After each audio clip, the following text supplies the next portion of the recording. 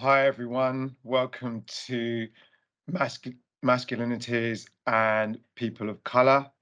Um, I don't often like that term, POC, but as for reference purposes for this particular um, debate, topic, sharing, conversation, I'm going to be joined by Lorraine Henry King, and also we would also be joined by Samson Soboye. Samson's not with us at the moment, but he will be joining the conversation a little bit later. Basic housekeeping. My name is Harris Elliott. I'm a senior lecturer in identity, culture, and fashion at Central St. Martin's. I'm a black man of light-skinned complexion. I'm wearing a beret and a red V-neck jumper. I'd like to hand over so that Lorraine can introduce herself. Hi, I'm Lorraine Henry King. I am a senior academic support lecturer at London College of Fashion and also work in the Cultural and Historical Studies department. And I'm a light-skinned black woman with long blonde locks. I'm wearing shaded glasses and a white top. Excellent. Really pleased to be having this conversation with yourself, Lorraine. We met each other a few years ago, almost doing a similar type conversation. So it's really great to be able to pick up the thread today and to be able to hear your sharing and your topic, of which I was able to glimpse your slides earlier, which look amazing and very impactful. I'd love if you'd be able to open the floor, and then if Samson's able to join, then we can flow into Samson and then myself, or vice versa. Yeah, so really great to have you here as part of the summit. So yeah, share away. Thank you. It's a pleasure to be working with you. I mean, you have a rich and diverse background of your own. Maybe you should tell us a little bit about you first.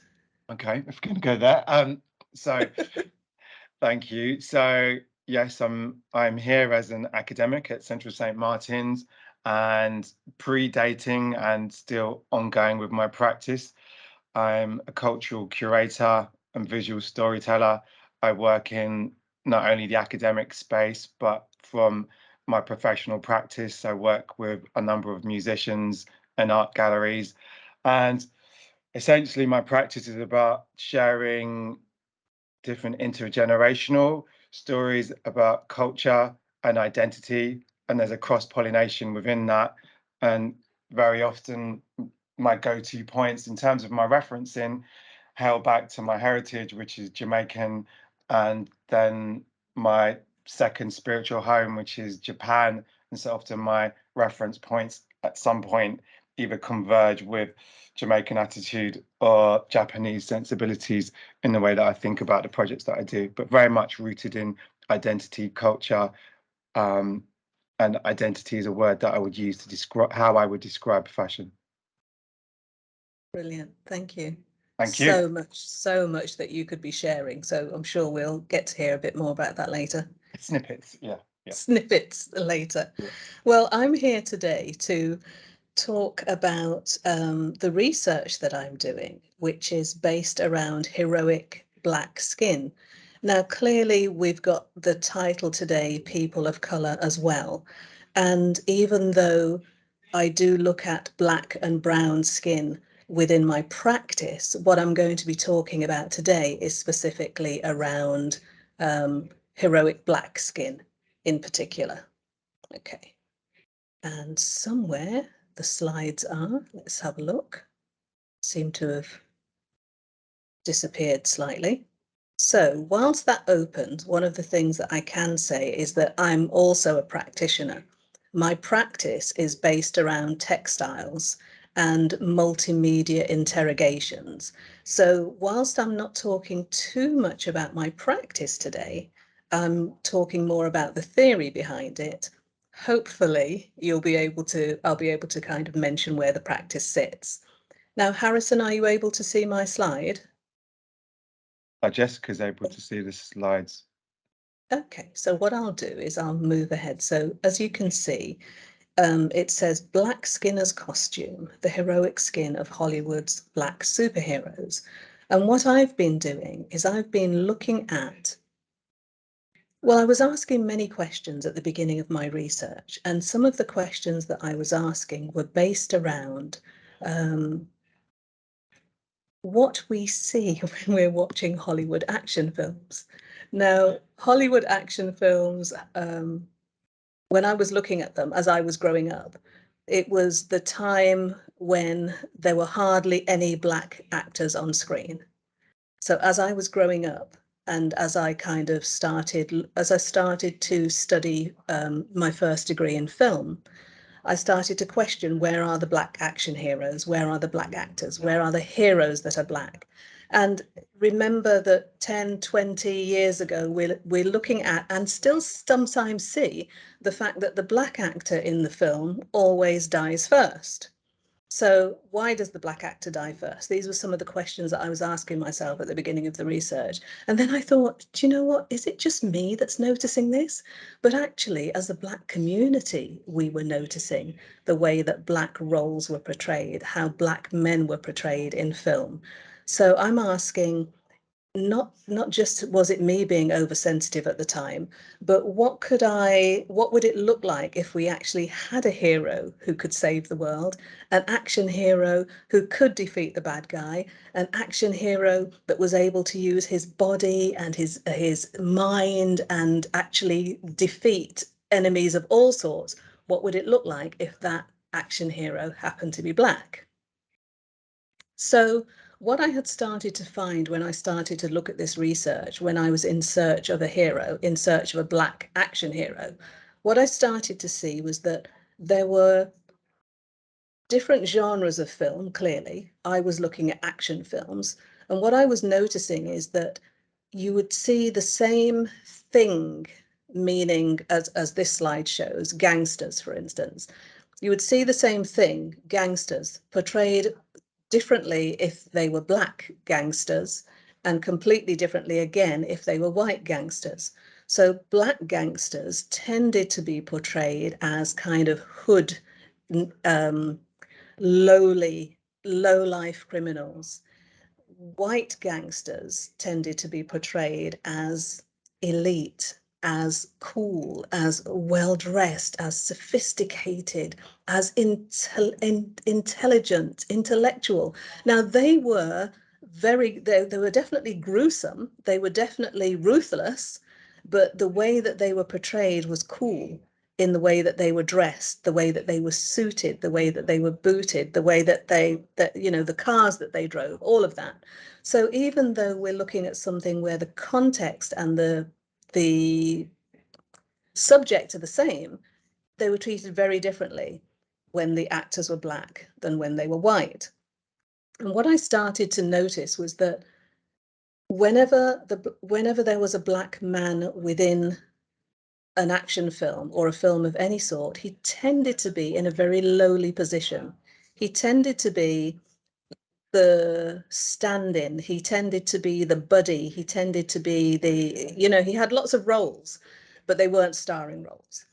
And part of my research then was to look at, well, what are the roles that Black actors have, and why am I seeing very little development or areas where they could really shine? So as I was looking at films, I noticed that there were certain roles that I was seeing repeated over and over again. The first one was, as you can see in the on screen here, there are three roles: Toms, Coons, and Bucks. Now, this terminology comes from a very well-known film scholar who's called Donald Bogle, and he talks about Black actors within Hollywood, and he talks about the fact that there are only 5 roles available to Black actors, and for Black men, these are the 3 that we would see over and over again in film. Now, Donald Bogle wrote this book in the 1970s. It's on its 5th edition now, which was published in 2016. And in 2016, even though he was adding new films, and of course he's got in Will Smith and Denzel Washington, Idris Elba, he's got in Michael B. Jordan, he's got in all the stars that we know now. what he's saying is that even though we have what looks very different from in the 20s, 30s, 40s, 50s, even though the roles may look different, he says at their very essence, they come back down to these three main roles. So the Toms would be the Tom is somebody who is subservient, who is really about making sure that the white family he serves, he puts their needs in front of his own all the time. And an example of that always springs to mind for me would be Man on Fire with Denzel Washington. And that's because Denzel Washington moves heaven and earth to save a little girl, a little white girl.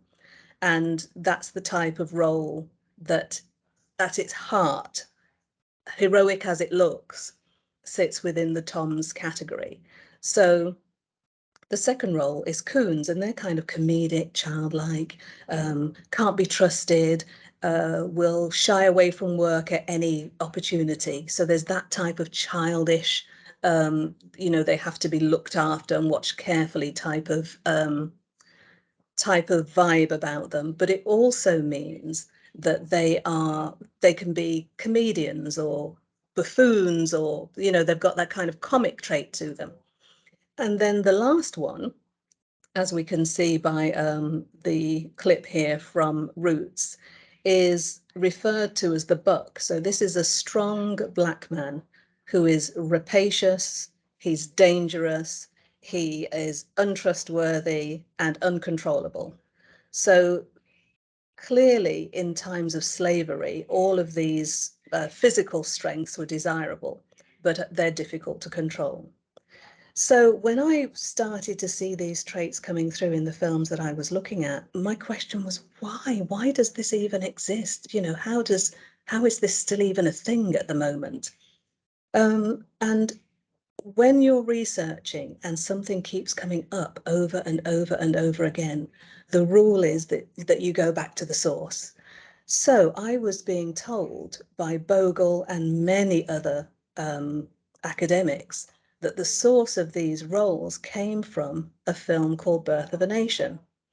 So Birth of a Nation is a historical love story where the Ku Klux Klan are the saviors who ride in and save a whole town from these freed slaves who are running riot in the town, trying to marry out of their class and out of their race. They're taking over the law courts. They're running wild. And the heroine of the film actually throws herself off a cliff in an effort to make sure that she isn't raped or ravished by one of these freed slaves. And the whole premise of the piece is that the Ku Klux Klan ride in and save the town. Now, my first degree is in film production. And when I was taught this film, I was not taught anything about its racist, I can't even say undertones or overtones because it's blatantly racist. I was told nothing about that. I was told nothing about the riots. I was told nothing about the protests. I was told nothing about the it being banned or anything like that. What I was told about was that D.W. Griffith, who was the producer of the film, the director of the film, what I was told in my film degree is that he was the godfather of film. And he was the godfather of film because he created virtually all of the screen grammar that we see today in our action films. When you see an army or people running in towards each other from one direction and another army running in and their film going in the other direction, that's part of the grammar that he established. Lots of the shots that we are using in action films, over the shoulder shots and how it's choreographed and how it's put together, all were born in this film. But also born in Birth of a Nation was all of the really awful stereotypes that we're still living with. So that's key to why I had to keep going back to Birth of a Nation.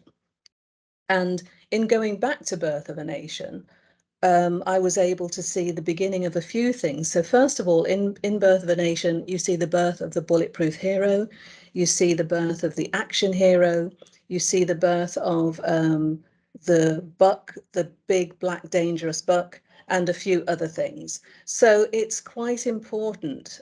The film is quite important, but the film was actually released in 1915.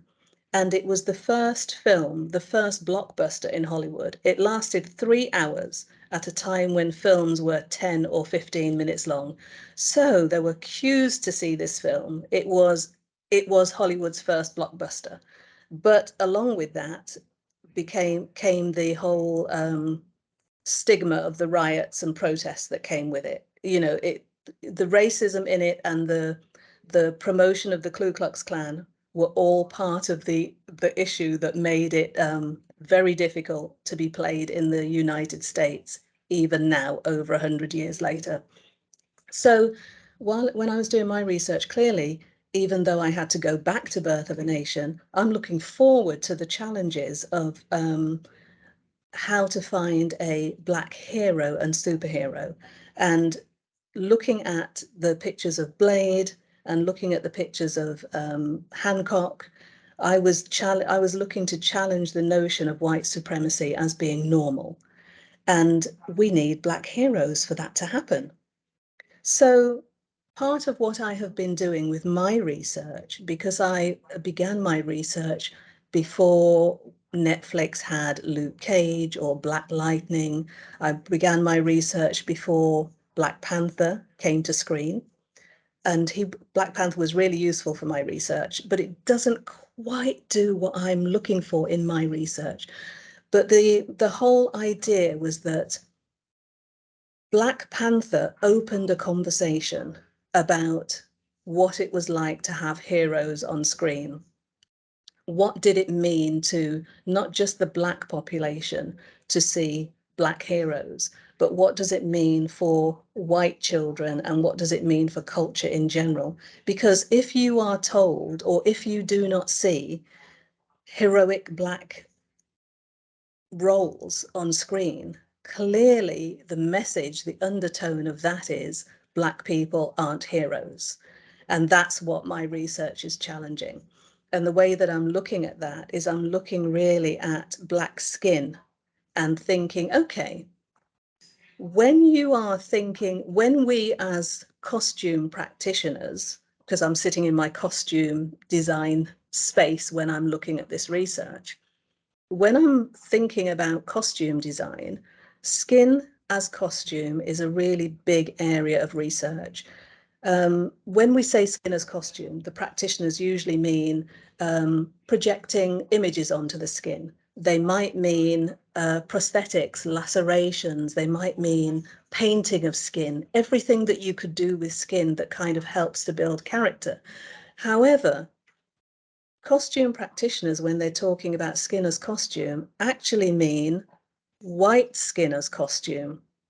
So whiteness sits invisibly within that. So we have this connection then in film about heroes being connected to whiteness. So white skin equals heroes. And part of what I'm researching is how we might challenge that, how we might introduce Black heroes so that everyone has a much fairer, representative sample around them to grow up with. So looking at costume, just to kind of think about how I think about costume, according to Monk, is described as a body that can be taken off. Okay, so Monk is talking about costuming the body, putting things on top of the body, but also something that can be taken off. So for me, I'm thinking about Black skin as costume. And the reason I'm defining it that way is because I'm trying to point out to people the systemic racism, the inequity, and the bias that's perpetrated on Black skin.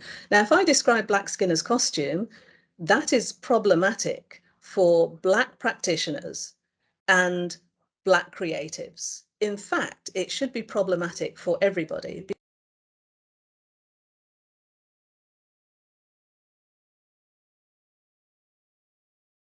Lorraine, you're on mute. Okay, can you hear me now? Yes. Sorry, it just did its own thing. So what I'm saying is Black skin is treated like a costume in many ways. And that means that when an actor is looking to play a role, often people will say to them, it's not appropriate for a Black actor. So what do they mean by that? That's because in my research, what I'm seeing is that they're reading into Black skin a whole heap of things that have nothing to do with the actor's talent or the actor's ability. What they're actually saying is that the practice and the custom of society is that we only see Black people in these particular roles. And really, as part of FACE, we are here to challenge and to open people's eyes, really, to the not just to the different things that we can do, because clearly we're all talented, but to make it normal for Black people to be included in everything and part of everything. So just to finish off, the reason that Idris Elba is there on this shot is because Idris Elba is one of the actors who has, when he's working, a skin clause, meaning he shows his skin very rarely and only in certain circumstances. And that's because that 100-year-old film, Birth of a Nation, frames his Black skin as if he is an animalistic buck. And in making sure he is received in the right way and perceived in the right way, him and Denzel Washington and quite a few of the other Black actors enact this skin clause so that the audience can take them seriously. And I think it's about time that the audience understood what was going on. And we as an audience were able to make a choice about how Black masculinity and people of colour are shown in their true light on screen. Thank you. Amazing. Thank you. That was very powerful. Yeah, some shocking films and references. Not well, yeah, no, they are shocking. Heinous, Birth of a Nation. But yeah, thank you for sharing, and it'd be good to try and pick up on this a little bit later on if we have a chance. But yeah, really fascinating, the thread and the lineage and the connections that you've made. So continuing our brilliant discussion, we have the esteemed Samson Soboye, who will be now introducing himself and his response to the subject matter, looking into his practice. Over to you, Samson. Please introduce yourself and tell us about your work. Hi everyone, Samson Soboye. I'm a fashion stylist, designer, educator, and man about town. I work in the fashion arena. I studied at St Martin's years ago. I opened up a shop in Calvert Avenue, Shoreditch, when Shoreditch was nothing. The shop is called Soboye, and we opened in 2002, so that's 20 years now. Of doing it at the high level of what I'm doing it in. So welcome everybody. Thank you for bearing up, and excuse my lack of technology skills, but we're going to go through this. And thank you, Jessica, for hosting.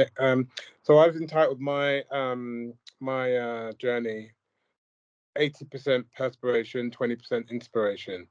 There's lots of inspiration that you do get, but there's a lot of sweat that goes into it to make something happen, as you well know, Harris.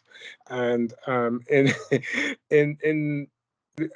that, we're talking about the realities of surviving in a small fashion business as a Black man in a small London melting pot, trying to make something happen with very little support. So next slide. By the way, that's my print I've designed for a new print that I'm doing. So it's got my logo in it somewhere, which you can see very closely in one of those feathers. Next slide. So I've been running my fashion business, that's in my timeline, since 2002. In 2005, I opened a shop in Covent Garden, which was the former shop called Code Samiri. It's now dry cleaners, I think. I had it there for 2 years, and then I took sole ownership of Soboye, which was originally Soboye Stung, which was opened up with Eason Sung, who was the right-hand woman to Oswald Boateng.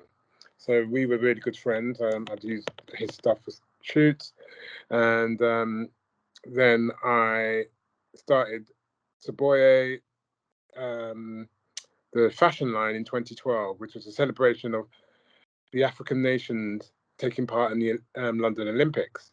So that was a really good starting point. And it was really only supposed to last the season until the Olympics had ended. But I found that everybody liked the shirts. They sold phenomenally well, phenomenally quickly. And I ended up making the trousers to go with the shirts, and then jackets to go with the shirts, and a full-on woman's collection. And we sewed in Lagos Fashion Week during the 2014, and then we participated in Berlin Fashion Week that following season. We also did a street style festival, which was a festival to celebrate African culture with Hassan Hajjaj, you might know, who is Larash. He's now become a famous photographer and artist. We shut down the street, erected a catwalk, blocked down all of the entering roads. So then we did this 5 years running, and the highlight was the fashion show at the end of the festival. And then the following year, I was appointed head stylist for Africa Fashion Week London. So you can see the trajectory there. I've been very involved and engaged in the African diaspora market, and celebrating our culture within a small culture in London. Next slide, please. So this is the front of my shop, Soboye. These are the things that we've done, and we really take pride in our windows. We've redecorated the shop pretty much every 2 years, and we work collaboratively with the Winchester School of Art. And if you see, that's a window of their knitwear designers. Their second year knitwear produced a collection inspired by Africa, and we've been doing that for the last 5 years, working with their knitwear designers. And they recently, most recently, collaborated with me on the my own solo show, which took place this summer. And I worked with all their students, and they made a knitted Afro-kimono for that show. So that went down really well. And this is all the mix of stuff that I do within the shop.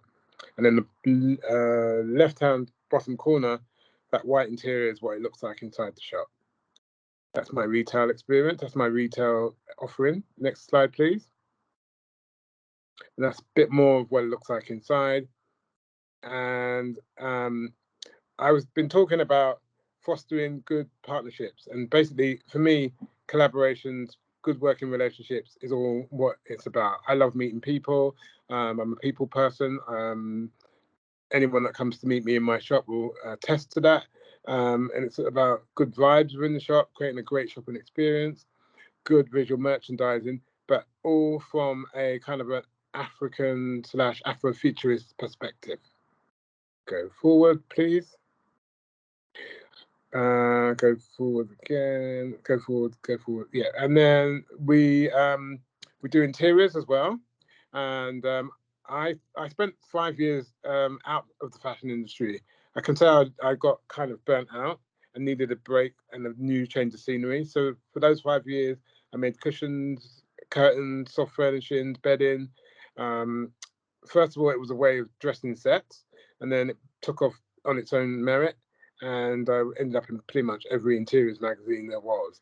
I still do a little bit of interiors, but not as much as I did do, but hopefully we can get that sorted out at some point again in the future, and relaunch with Soboye Interiors, or Soboye Home, that's what I'm going to call it. Next, please. We've done pop-up shops around London. This one was in Dalston. We've done them in Redchurch Street and in various different places. And we're looking at somewhere in Paris to start a pop-up shop. And we want to try and get to Paris at least once a year on a pop-up basis to kind of launch the brand there. and looking at the Essence Fest as well to do a pop-up event there. So basically trying to find a way to reach newer markets. Next slide, please. So when you're getting into business, the point that I've had to look at and study for my business is how to make my styles distinctive, how to stand out in a crowded market. So I've been developing my own USP, which is using the African print, but with a modern tailoring, with a Western sensibility. So using modern styles, but using the print as the message. So if you're going to start a fashion business, you've got to get yourself a good pattern maker. They're invaluable, and a good sample machinist. These days, we all try to be sustainable and ethical, and I've been doing that since day dot. For me, it's not a thing because it's how we do things in Africa anyway. It's how it's always been done.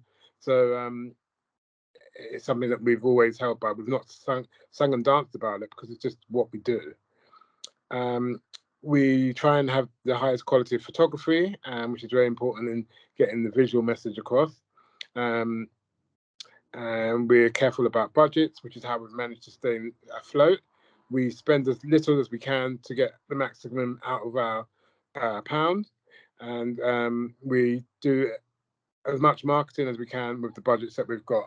So participating in different fairs and having a confidence in our brand, knowing that we do a great product, we have a great service, and that's always taken us to where we need to go. And next slide, please. We've done fashion shows in Nigeria, as I've said. We've done fashion shows in Lagos. We've done fashion shows in South Africa, fashion shows in Berlin, and fashion shows in Gambia. So again, working on that. So that, yes, if you can see, these are the fashion shows we've done. That's in Berlin, and this is Africa Fashion Week London, and also the Street Style Festival. These are the shows that we have participated in. This was the biggest one in Berlin. Then we got to working on lookbooks. What we've tried to do, we've shown that it's an African print. The question that keeps being asked is, from a white perspective, can I wear this? I'm a white person. Can I wear African print? Is it cultural appropriation? And I've told, I mean, 90% of my customers are white, and I've told them you're actually doing cultural appreciation, not appropriation. So that's been a great thing. So in my lookbooks, I always try to use Caucasian white models to show that it can work on your skin tone as well. So if you go through, you'll see in the lookbook. So go next slide.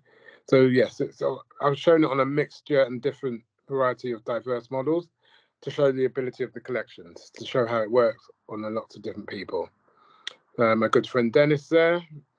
And for this lookbook, I chose the whitest, palest, blondest models I could find to show that, yes, you know, you don't have to have a tan skin or dark skin for it to look good on you. So that was what this was about. Yeah. And that's my Ashanti collection, celebrating Ghanaian culture and the Ashanti tribe. And this is some editorial showing you how good it looks in pictures. Yeah, and that was part of our Street Style Festival. And some fashion films that we've done for our brand. African Fashion Week. So that, I think if you press on those links, they get you something. So when I do Soboye, I mean, I started it as a brand to find clothes for myself that I like, that express my personality. And this picture is taken of me unknowingly from Pitti Uomo, which is in Italy, and it ended up in Italian Vogue. That's how I got to see the picture. I tend to wear my own clothes a lot, and a bit like Oswald Boateng, the best brand ambassador for your brand usually is you. And so I've worn it a lot, and it gets noticed a lot, and it's actually helped me to do sales. And if you see there, you can see how I wear it. I celebrate in it in every different way. The middle picture is in a book about African print, and the picture to the far right with the umbrella was taken by oh God, her name's gone to me, but it was in a dandy style exhibition in Brighton, and it was in her book as well. Zara Samshavari. Thank you, Elliott. On the tip of my tongue. And yeah, so the couple of those pictures in Lagos. So you can see I really live and breathe and eat my brand. So it's what I'm talking about. Seize the day. Be open to promotional opportunities. Be quick to respond to a call to action, and always try and leave a memorable impression, which I try and do wherever I go. Dress to impress, but don't go overboard, and keep in touch with the contacts that you make. So if you make a contact, follow up, let them know what you're doing, keep up to date with what you're doing, and let everyone know that you're launching a new product line or a new style, and that really stands us down. And you'll find that brands do want to know what you're up to, keep in touch with what you're doing, and they want to be part of your development, part of your growth, and part of your journey too. So keep people informed. Oh, celebrity endorsement. Okay. I've never really been one for this, to be honest.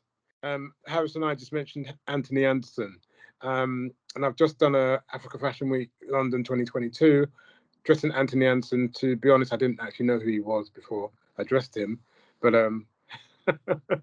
shouldn't have, oops. But I did. But Nile Rodgers, he has 10 of my suits. He's about to get another 10. He loves that. PP Arnold, who go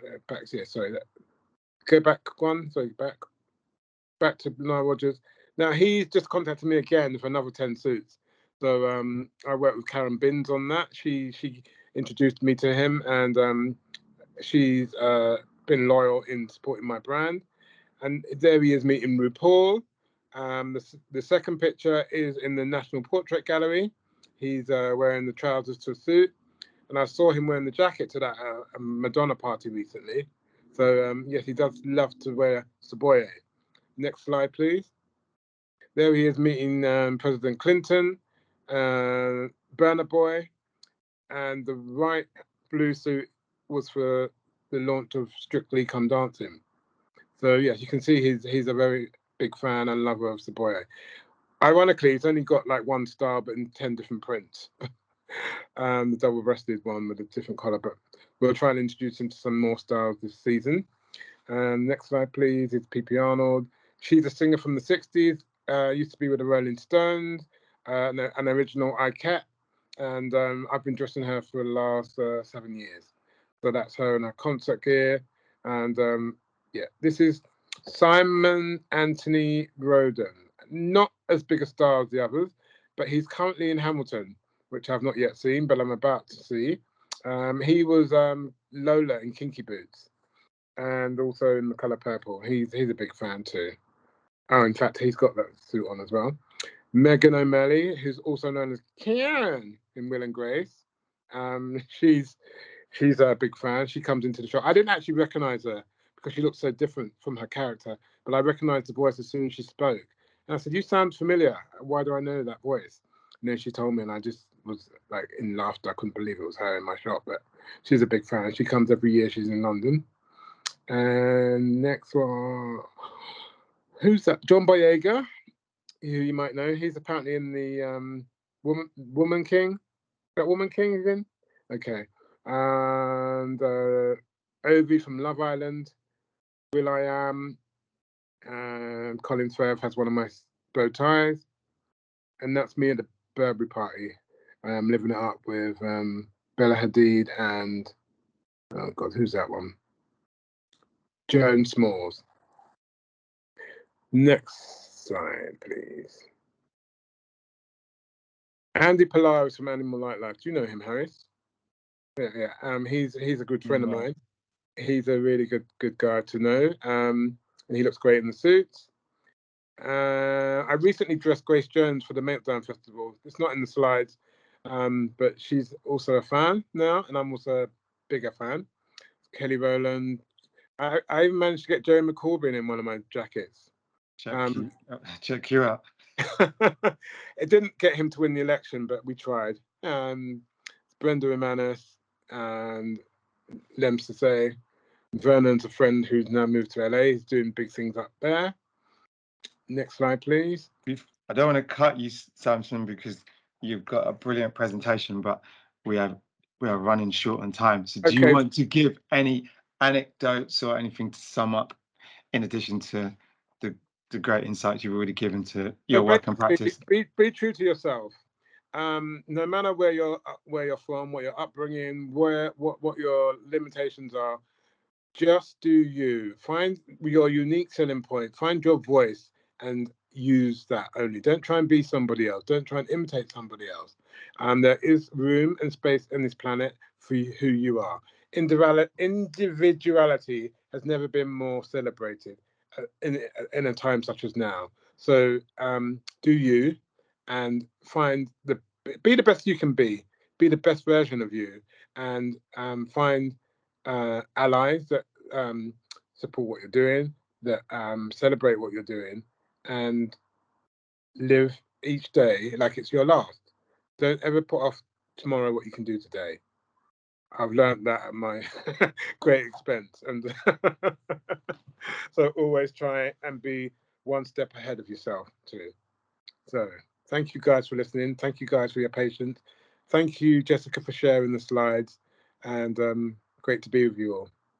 Amazing. Thank you, Samson. And so you were able to follow Lorraine, different narrative, but equally as arresting and powerful and content rich. So yeah, thank you. I'm now going to share, as we said earlier, a little snippet of some of the projects that I've worked on, just to give a taster.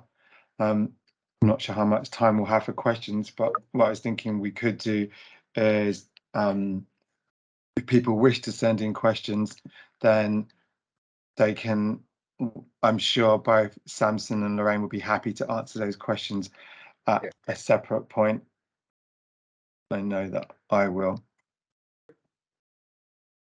My short intro to some of my work and how that references masculinities and black masculinities, entitled Act Like a Waste Man. It's half a line from a Skepta song called That's Not Me. On the left, you've got Charlie Chaplin, and on the right, that's Clint Eastwood. Not the Charlie Chaplin that most of you know, or the Clint Eastwood that you know, but those are both reggae singers. And they were loose family friends that I happened to meet when I was probably about 7 or 8. They were over in London for a couple of gigs. And my family hails from Jamaica. And I don't know if it was at this point, but referencing further on from this point, it was seeing the way in which Jamaican men would embody different kinds of masculinity and different kind of referencing in the way that they would not ever be ashamed to be who they were. And very much was it about their existence was in their stance, their attitude, their poise, and their just general demeanor and communication. And so from a young age, I was influenced and surrounded by that as a personal and local iconography and a point of reference that would hail back to where my parents were from, which followed on as I started to get older. I was never particularly into reggae in my formative years, not till my 20s that I started to take it a bit more seriously. But there was this film, top left, which is the 4 guys standing there, which is a film called Rockers, one of my favorite films, one of my favorite music documentaries. And everything about Jamaican culture is about stance, it's about attitude.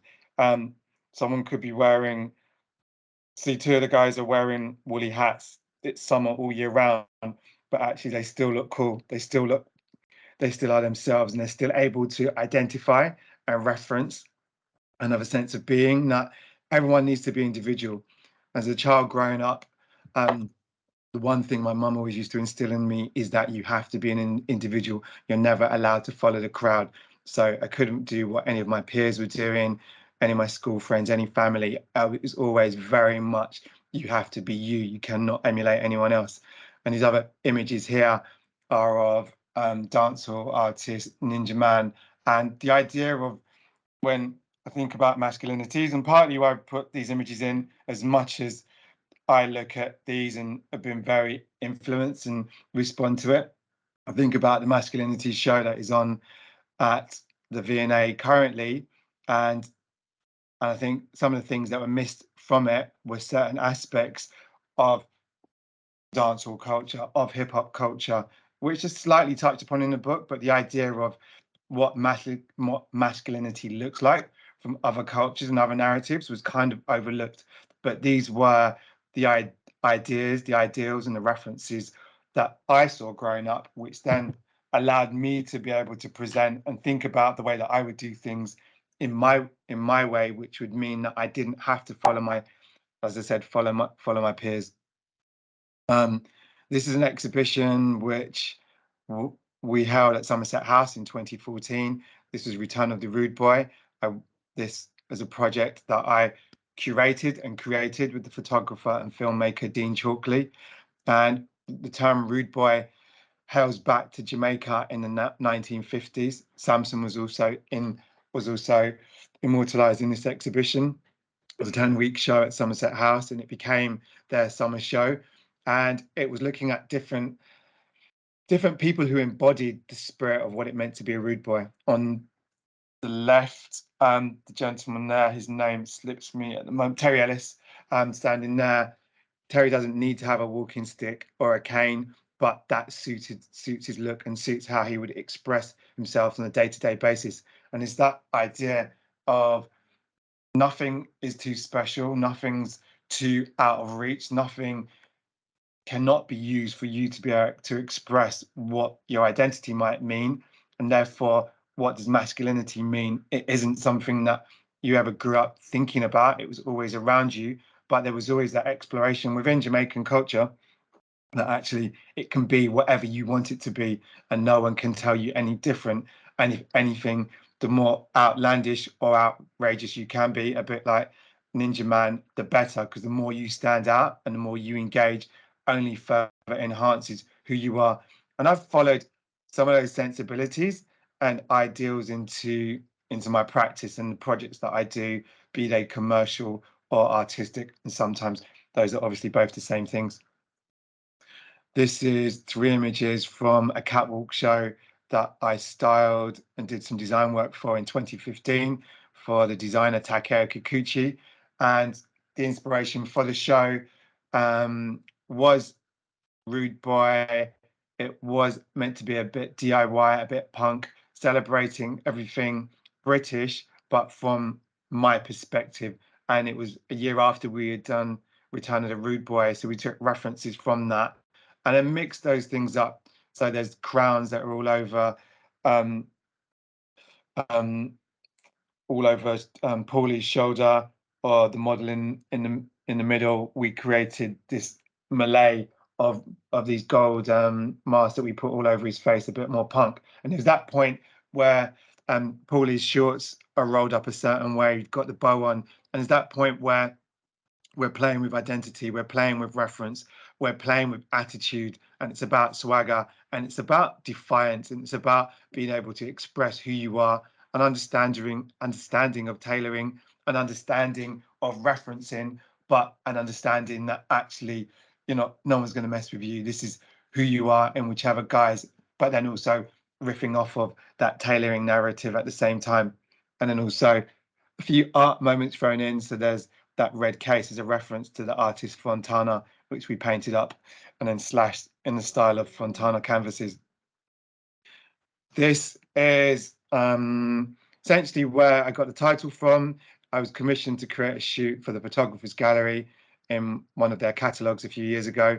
And the title of this piece and of this shoot was Act Like a Waste Man, That's Not Me. And again, coming from that Skepta song. And the idea that as a black male, you're very often pigeonholed in maybe similar ways in which Lorraine was talking about earlier. The idea that from an identity perspective, you're often seen as quite one-dimensional or at most two of old in terms of how you can express yourself and how you can be. And so this was a shoot to be able to use graffiti, use body painting, use African references along with some Middle Eastern references to be able to explore some different Black experiences. We shot it in Shoreditch. In fact, it's on the same. We shot this on the same street where Samson shop is. Those billboards were nearly opposite where Samson shop is. And it's that idea that actually we can be whoever we want to be. We can play with the references however we want to play with them. No one can't tell us what it should be, we should look like to be defined as Black men, or what masculinity should mean. I'm very much taking on board so much stuff that comes out in the media, and therefore they will reference a lot around Black masculinity, maybe around the idea of what certain people maybe listen to trap music might wear head to toe in Black tracksuits and Black Reebok or Nike Air Force Ones. And this was about exploring other ideology. And there we've got the quotation marks painted on the sides of Bevan's head next to the fez. And there he is again with that piece that we picked up from the Congo, and then mixing all the different references in and the experience of different Black male experiences in London when your heritage comes from a place where actually the definitions of what a sense of style or a sense of dress should be aren't based on European ideals. So there's the oversized hoodie, which could be seen as some form of my head's gone, some of an extended form of daishiki without any form of print. The idea of the trouser length and that mishmash of prints and colours and block referencing, and they're not following anyone's codes except our own in the way that we would put it together. And finally, going back to the idea of original referencing, and the image on the right, there's what looks like a Mexican style hat, which I found at one of my many vintage fair trips. And I just felt in love with the hat and knew that I needed to use it at some point.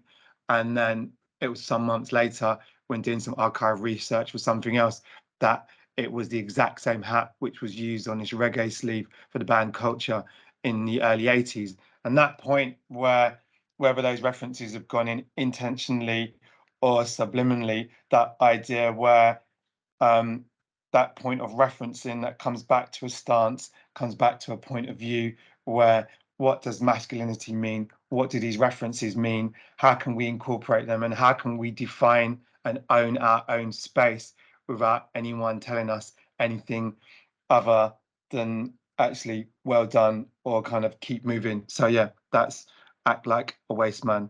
That's not me. Thank you. So we've just got time for a couple of questions before we totally run out of time. Can I just say I loved that, Harris? Well done. Thank you. I loved it. Thank you. No, thank you both of you. It's been great sharing the space with you and being able to hear what both of you have been up to, and I know snippets, but now a bit more of a deep dive in some of what you do. Lorraine, I just wanted to ask, when doing your research, what kind of backlash, if any, did you face? Because Birth of a Nation is one of those films that should have shut down society from day one, but obviously is still used and referenced, which has a turgid, heinous past. But was there any backlash when you were? When I first encountered it, because I didn't know its history. Okay. Because we weren't shown its history, we weren't allowed access to it. It wasn't until I was doing this piece of research that I realized just how controversial it was. So they hid that very nicely in my degree in the way that they edited it so that you couldn't quite see the controversy. But now I don't think it's so much Birth of a Nation itself that is the issue, because I think of it as a film of its time. It's Okay. over 100 years old. What I think is the issue is the fact that even our masculinities work that the three of us are doing are still influenced by the images and the stereotypes that came from that. because actually what the three of us are doing is we're kind of pushing the boundaries of what's considered normal for Black masculinities, but that's only because it's set within the context of Western society and the images from Birth of a Nation. So it's the fact that it's trickled down for centuries, for the century, and also because most filmmakers who are white, who are writing for Black people, don't even know that they're perpetuating the racism that came from Birth of a Nation. So it's a real challenge. That's really interesting, and I know we could probably go off on that for days, not even minutes, but I know we don't even have minutes left. So Samson, there's the point for me, what was really interesting, you used the term diverse models, and what was amazing about that is you were talking about diversity in terms of models, but you were looking at using white models. The term diversity is a word that I kind of shy away from, because to me diverse is often only referenced in the context of an avoidance of anything but white, therefore that makes it diverse. Whereas it's the first time I've ever heard it used in a sense where you said, I'm going to have diversity, and then you showed a series of white models. So that for me is kind of like, oh, wow, this is, yeah. Yeah, I mean, I can see it now. You've mentioned it, but I've never seen it as a term. That's because I dress myself every time I go out. I'm always get stopped or commented. People bib their horns when they see me in the grabs attention, and I carry it off with aplomb, and I've got the confidence to it. So, and I know that when white people see it, it's kind of like they love and appreciate it, but they think they're not celebrating. They don't want to look like they're trying to take the mickey out of Black culture. So when I say diverse, I mean it's because, like, if we look at a world population, white people are the minority, right? So I have always championed Black models. When I was a stylist, I'd always go into agencies and disrupt them, say, where are your Black models? Where are they? Why are they working? I'd always make friends with the Black models. I always use them in my shoes. And so it's even when I'm looking at model boards, it's the Black ones I'm attracted to most. And so when I've just done my recent show, I did I wanted to have one or two white models in it. I was asked to pay double what I was paying my Black models. And I said, I don't want to pay your white models double what I'm paying the Black models. They have to do it for the same price. Models talk. Can you imagine the mutiny if they found out that the white model was being paid double?